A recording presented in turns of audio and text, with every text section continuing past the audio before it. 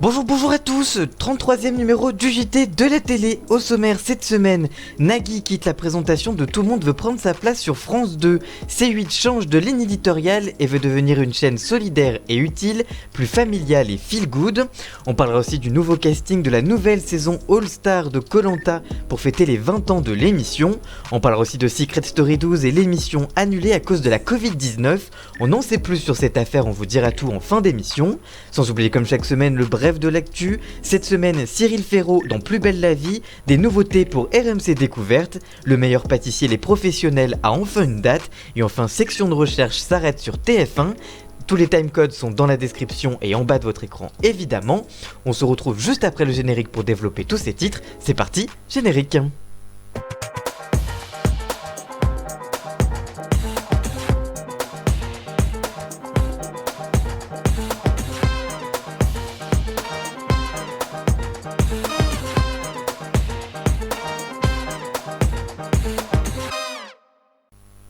Et on commence comme toutes les semaines par le bref de l'actu. Dimanche après-midi sur France 2, Cyril Ferraud et la comédienne de Plus belle la vie Rebecca Hampton étaient les invités des Enfants de la télé présentés par Laurent Ruquier. Au cours des divers échanges entre le présentateur et ses convives, l'actrice du feuilleton phare de France 3 a fait une petite révélation. Elle indique, je cite, « Je balance une info, il va quand même venir chez nous, il vient sur Plus belle la vie ». Cyril Ferraud a confirmé cette information, je cite, « Oui, c'est vrai, je vais faire une petite apparition très furtive dans un des épisodes ». Il a alors expliqué qu'il s'agissait d'une promotion pour son émission Musique en fête qu'il présentera le 18 juin 2021 sur France 3. Alors, Cyril Ferraud bientôt acteur, en tout cas c'est un premier jet. Ce lundi, le groupe Altis a organisé une visioconférence afin de présenter les nouveautés de RMC Découverte et de sa petite sœur RMC Story. RMC Découverte sera la chaîne de la construction de la mécanique et de l'aventure, tandis que RMC Story sera la chaîne de l'immersion, du mystère et des faits divers. Pour incarner cette nouvelle ligne éditoriale, la chaîne a recruté le journaliste Antoine de Maximi de France 5.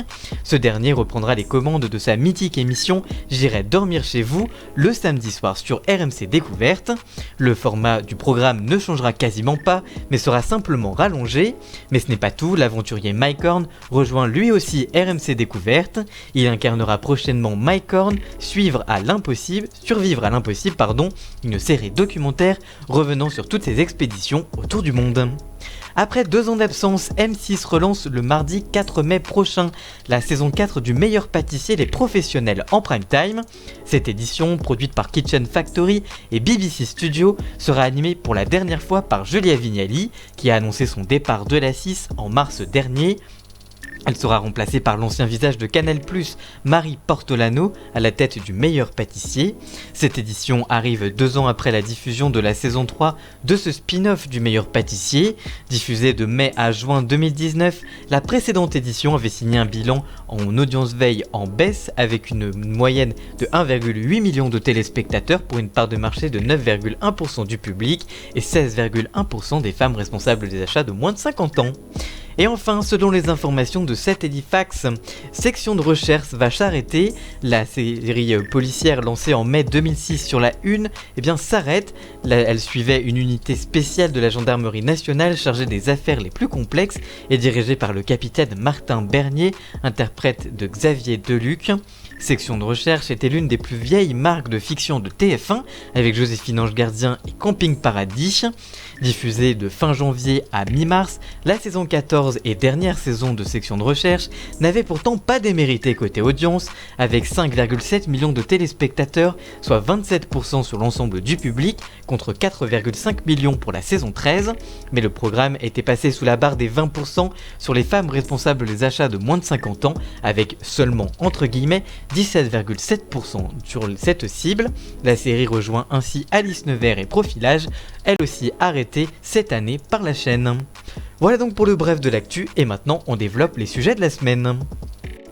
On commence cette émission avec cette annonce qui a surpris dans le monde des médias. Nagui arrête Tout le monde veut prendre sa place sur France 2, on vous dit tout.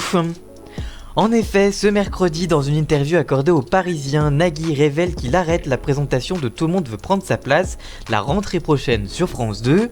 L'animateur était aux commandes de cette émission à midi depuis près de 15 ans et ce serait d'ailleurs pour cette raison qu'il ait décidé d'arrêter l'animation du programme. Toutefois, le jeu continuera la saison prochaine avec une toute nouvelle incarnation. Le présentateur de France 2 explique avoir eu envie de changer et que cette décision était mûrement réfléchie. Je cite, « Ça fait presque 3 ans que j'évoquais le besoin de rafraîchir le jeu, ne serait-ce que pour me renouveler. Je ressentais un décalage entre l'émission et moi. Quand j'en parlais, on essayait de me raisonner. On me demandait si j'étais sûr, si ce n'était pas un passage à vide, si ce n'était pas le blues. Je n'avais plus l'appétit, la grinta comme on dit dans le foot. C'est comme travailler pour des patrons qu'on n'aime pas. Je préfère arrêter avant qu'on m'arrête. Je ne reviendrai pas sur ce choix. » Nagui précise qu'il avait, je cite, des envies de faire évoluer cette émission et de la moderniser, mais à chaque fois qu'il proposait des idées, elles n'aboutissaient pas. Peut-être par peur d'un rejet des téléspectateurs. Résultat, ça fait 15 ans que c'est exactement le même jeu qu'au premier jour. Au final, c'est mieux pour tout le monde. J'en ai informé par courrier France 2 et la boîte de production Effervescence, avec qui je coproduis Tout le monde veut prendre sa place. Le jeu va continuer avec quelqu'un d'autre, ça va faire du bien à l'émission et permettre d'y mettre autre chose. Il y a plein de personnes capables de tenir la boutique, mais on ne m'a pas demandé mon avis. Pour l'heure, on ne connaît pas cette nouvelle incarnation, mais des rumeurs annoncent bien Bruno Guillon, qui arrête lui l'animation des Amours le 2 juillet prochain sur France 2, ou encore Laurence Boccolini qui prend du galon sur la 2 avec l'Eurovision et des primes autour de l'humour, ainsi que ses 2 jeux matinaux. Réponse prochainement donc pour cette nouvelle incarnation. Évidemment, on vous en informera dans cette émission dès qu'on en sait plus sur cette affaire. On continue avec la nouvelle ligne éditoriale de C8 qui veut devenir une chaîne solidaire et utile, plus familiale et feel good. Dimanche dernier, les patrons de C8, la chaîne gratuite du groupe Canal+, ont officialisé dans les colonnes du journal du dimanche les changements éditoriaux de la chaîne. Dès demain, samedi 17 avril, le canal 8 aura droit à un nouvel habillage antenne et commencera à lancer de nouveaux programmes censés incarner la nouvelle ligne éditoriale familiale et feel good, selon Franck Cappietto, le directeur général de C8. La chaîne prétend vouloir devenir solidaire et utile. Gérald Brisviret, le patron des antennes du groupe Canal+, annonce, je cite, « Nous voulons être encore plus ancrés dans le quotidien de nos concitoyens ». Parmi les thématiques, l'habitat avec le lancement de M comme maison, la nouvelle Maison France 5 de Stéphane Thébault, désormais accompagné de Tania Bruna Rosso. Le programme démarre ce soir, ce vendredi 16 avril, à partir de 21h sur la chaîne. Cette arrivée s'ajoute à celle de Ensemble on bricole avec Caroline Iturbide depuis le 3 avril dernier. C8 s'intéressera aussi à la gastronomie avec J'apporte le dessert, une émission dans laquelle Baptiste Martineau parcourra la France à moto afin de valoriser des spécialités culinaires régionales. Mais ce n'est pas tout, à la rentrée, la chaîne lancera une nouvelle série documentaire, Les Fées de la Nuit, qui suivra le quotidien d'une garde d'enfants à domicile qui aide les nourrissons à faire leur nuit. Mais ce n'est pas tout, Patrick Sébastien arrive aussi en prime time demain samedi 17 avril avec la rediffusion de 6 numéros du plus grand cabaret du monde et 2 des années bonheur. De plus, C8 lancera en mai en prime time un nouveau programme baptisé Un jeune, une solution. Les territoires seront eux aussi traités dans un rendez-vous appelé provisoirement pour le moment Le Monde près de chez vous, tandis qu'une série sur des ados au quotidien sortie du cocon familial est en préparation pour la chaîne. Point de stabilité dans cette nouvelle grille, Cyril Hanouna. Si des rumeurs annonçaient le remplacement de Touche pas à mon poste en Access, les patrons ont démenti. Le talk show continuera, mais l'animateur-producteur pourrait aussi récupérer la case de l'Access de Canal+, avec le départ d'Il Calvi. Je cite, « À ce jour, tout est ouvert », commente Gérald Brisviret dans le JDD. Côté objectif, la direction de C8 promet d'atteindre l'équilibre financier dans les 3 ans, une ambition répétée depuis de nombreuses années, mais qui semble difficile à atteindre, puisque depuis sa création en 2005, la chaîne enregistre des pertes atteignant près de 600 millions d'euros, un record pour une chaîne de la TNT. En matière d'audience, C8 se donne désormais un objectif plus simple, celui de consolider ses performances actuelles. Pour rappel, en 2016, Vincent Bolloré avait affiché un objectif de 8% de part d'audience afin de concurrencer M6. Depuis cette date, la chaîne n'a fait pourtant que chuter en audience et affiche 2,6% en 2020 contre 3,4% en 2016. C8 était ainsi devancé l'année dernière par la rivale principale TMC qui est à 3%, BFM TV à 2,9% et fait ainsi jeu égal avec W9 et non pas M6. On parle maintenant de Koh-Lanta avec le casting de l'édition All Star spéciale 20 ans de l'émission d'aventure de TF1. Jeudi dernier, 20 candidats ont quitté la métropole en direction de la Polynésie française pour le tournage d'une saison anniversaire du jeu d'aventure de TF1 pour une diffusion en septembre prochain. En effet, c'est le 4 août 2001 que TF1 diffusait le premier épisode de la toute première saison de Koh-Lanta. 20 ans plus tard, 20 saisons régulières, 5 formats All-Star et une édition spéciale L'île des héros ont été diffusés sur la Une. Denis Brognard annonce même sur Europe 1, je cite, « Pour fêter les 20 ans, nous allons mettre les petits plats dans les grands, il va y avoir la crème de la crème ». Près de 40 candidats ont été contactés et c'est finalement 20 candidats, 10 femmes et 10 hommes qui se sont envolés jeudi dernier vers la Polynésie française. Parmi le casting, 6 d'entre eux ont déjà remporté Koh-Lanta. Arriveront-ils à devenir le premier candidat à gagner pour la seconde fois le programme? Réponse en septembre prochain. Chez les femmes, on retrouve donc Clémence Castel, 36 ans, 3 participations et vainqueur de la saison 5 en 2005 et du combat des héros en 2018, membre du jury final du retour des héros en 2019. Pour elle, c'est donc une troisième victoire qui pourrait être décrochée. On a ensuite Kumba Baradji, 38 ans, 3 participations, membre du jury final de la saison 5 en 2005, éliminé à l'orientation du choc des héros en 2010 et de la revanche des héros en 2012. On a aussi Jade Andy, 39 ans, 2 participations, vainqueur de la saison 7 en 2007 et finaliste du retour des héros en 2009. On a ensuite Christelle Gozel, 41 ans, 2 participations, vainqueur de la saison 8 en 2008 et 4e éliminé du retour des héros en 2009. On a ensuite Karima Nadjarani qui a 32 ans, 1 participation et a fini membre du jury final de la saison 15 en 2016. On a ensuite Candice Boison, 24 ans, 2 participations, membre du jury final de la saison 16 en 2016 et du combat des héros en 2018. On a ensuite Clémentine Julien, 29 ans, 2 participations, finaliste de la saison 17 en 2017, éliminée du combat des héros en 2018. On a ensuite Cindy Poumelroll, 33 ans, 1 participation et finaliste donc de la 20e saison en 2019. On a ensuite Alexandra Pornet, 33 ans, 1 participation, vainqueur de la saison 21 en 2020. C'est donc la dernière gagnante à ce jour de l'émission. Enfin, on a Alix Nobral, 30 ans, 1 participation et membre du jury final de la saison 21 en 2020. Chez les hommes, on retrouve Patrick Merle, 50 ans, 2 participations, finaliste de la saison 9 en 2009 et membre du jury final de la revanche des héros en 2012.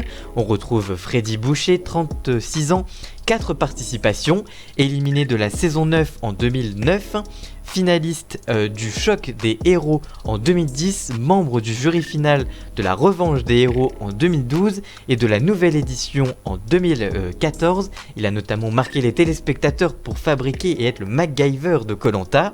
On retrouve le fameux Claude Dartois, 41 ans, 3 participations, finaliste de la saison 10 en 2010 et de la revanche des héros en 2012 et il a été éliminé malheureusement sur les poteaux de l'île des héros en 2020. Il a marqué le confinement et est donc de retour pour les téléspectateurs. On retrouve Laurent Mestret, 38 ans, 2 participations, éliminé à l'épreuve des poteaux de la saison 11 en 2011 et vainqueur de la nouvelle édition en 2014. On a ensuite Théora TU, 43 ans, 4 participations, finaliste de la saison 11 en 2011, membre du jury final de la revanche des héros en 2012, de la nouvelle édition en 2014 et de l'île des héros en 2020 pendant le confinement. On retrouve Hugo Lartiche, 39 ans, 1 participation et vainqueur de la saison 12 en 2012.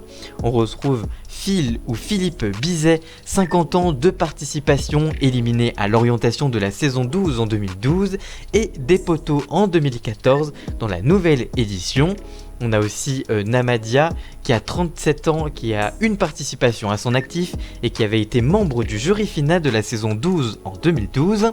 On a ensuite Maxime Berton, 34 ans, 1 participation, membre du jury final de la saison 20 en 2019, Et enfin, le fameux Sam Aliti, 21 ans, une participation, et qui avait été membre du jury final de l'Île des Héros en 2020.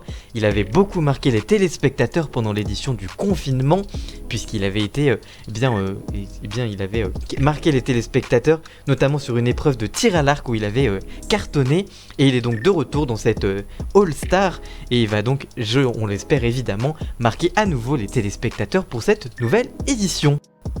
Et on termine avec Secret Story, une nouvelle saison annulée à cause du Covid-19, plusieurs révélations et rumeurs le laissent entendre. Depuis l'arrêt de Secret Story, les internautes attendent avec impatience une nouvelle saison du programme de la télé-réalité culte du groupe TF1, mais une nouvelle saison tant attendue aurait été annulée à cause de l'épidémie de Covid-19. Pour rappel, lancé en 2017, Secret Story est le programme de télé-réalité préféré des Français et qui a révélé de nombreuses figures emblématiques de la télé-réalité en France, comme Amélie Netten, Ayem Nour, Benoît Dubois, Anaïs Camizouli, Julien Guirado, Émilie Nefnaf ou encore plus récemment Camilla Ennoré, Laura Lampica et Barbara Hobsommer. Depuis son arrêt à la fin de la saison 11 il y a 2 ans, les fans du programme ne cessent d'espérer un retour de Secret Story sur les réseaux sociaux avec la création du hashtag OnVeut-SS12. Malheureusement, cette année est synonyme d'une nouvelle déception. Il y a quelques mois, pourtant, le blogueur Aquababe avait donné espoir aux internautes en publiant ce message sur les réseaux sociaux. Je cite : « D'après mes informations, un retour de Secret Story serait possiblement envisageable pour l'été 2021. Le programme est en pourparlers, car d'un point de vue technique, ils avaient détruit la maison des secrets, une nouvelle maison, une nouvelle saison. Attendons de voir si ça se confirme, mais si c'est le cas, Secret Story reviendrait pour 2021. Mais voilà, l'été approche et la saison 12 de Secret Story ne semble pas vouloir se dévoiler, et selon le blogueur, ce silence de la production serait lié à l'épidémie de Covid-19.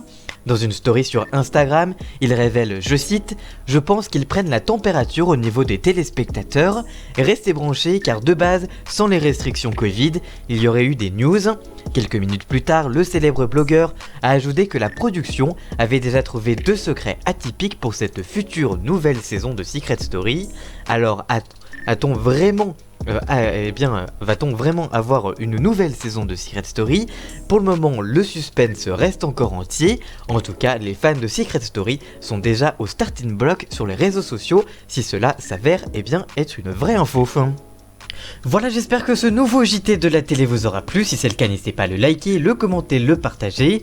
Merci encore à Jason alias Ian Scott pour la musique d'ambiance et le générique. Tous les liens sont dans la description évidemment. Et nous on se retrouve très vite pour une toute nouvelle vidéo. A très bientôt, ciao.